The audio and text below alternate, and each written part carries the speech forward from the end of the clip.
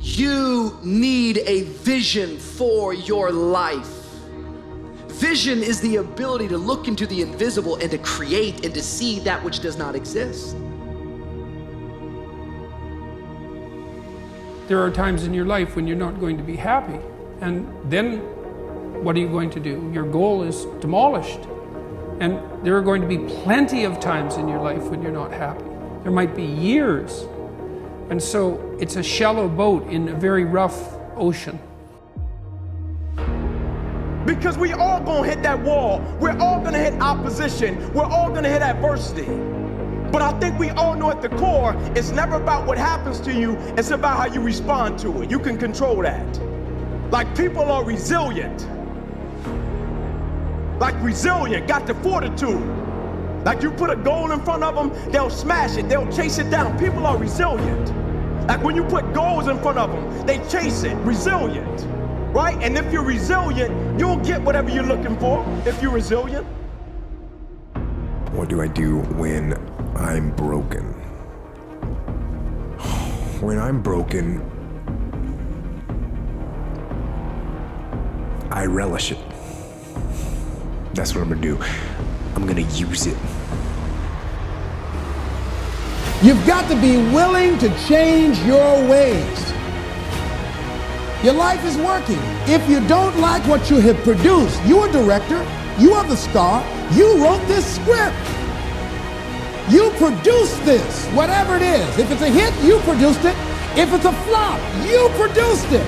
Take ownership of it and decide to go back to the drawing board and rewrite the script that you are the star of. You have the power to do that. On this day, you can declare that I'm going to change. And so every single day, with whatever you do, if it's football, if it's basketball, whatever the case may be, every single day when you do it, before you approach it, ask yourself a question. Like, at the core, I'm talking about with conviction. Say, why do I really do it? But most importantly, who am I really doing it for? If I'm broken, then I just found my limitations. And until I know what my limitations are, how can I push them?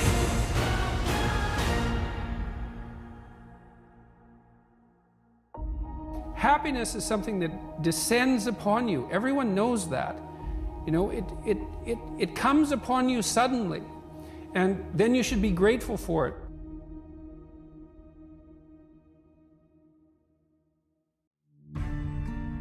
What you should be pursuing instead is, well, there's two things.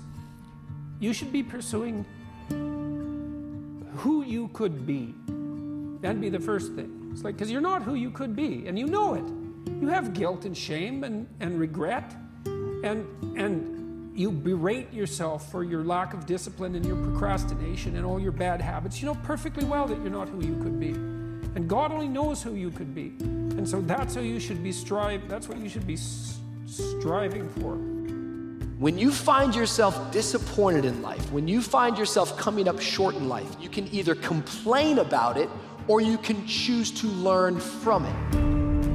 Like, I'm a firm believer that God redirects and maneuvers us when he has us on a mission, right? And in the redirection, I think true courage is the ability to embrace what we don't understand. Because I know anybody can accept and embrace something that they do understand and that they know the end result. But I think true courage is when you find yourself in the midst of an opposition, piece of adversity or situation, and when you're in the midst of it, you're thinking, man, how did this happen and how did I get here? But you still have a certain level of perspective to say, even though I don't understand it, even though I don't like it, I can still trust God even though I can't trace God. Because you're facing a disappointment today doesn't mean that you have to live defeated. Just because you're facing a disappointment today doesn't have to let you believe that your whole entire destiny is delayed and will never ever be reached. No, life is gonna have highs and lows, peaks and troughs.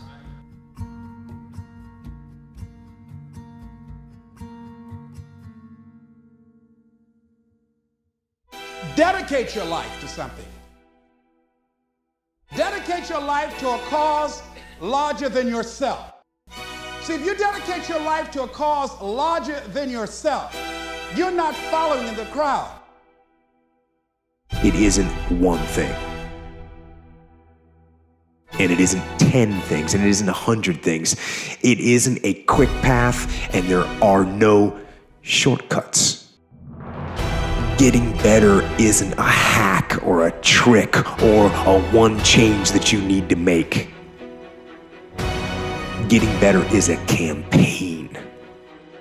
It's a campaign. It's a daily, a weekly, it's an hourly fight.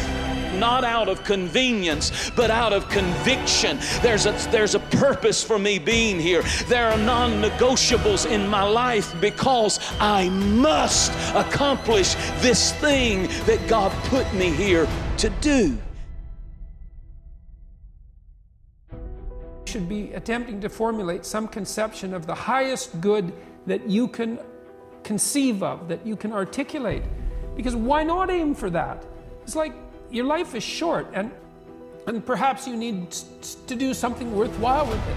And if so, then you should do the most worthwhile thing. I must move you from being to doing. I must move you from just being there and just in a place of complacement. You move from that to a compelling that is attached to your life. When I say I must, I'm under the grip of something that is greater than my own self and my own desires. When I say I must, I am a person of purpose. I must means you are overcome with something. I must means you have eliminated some things from your life. I must means there's something that I've got to do with my life. There's something I was put on this earth to do.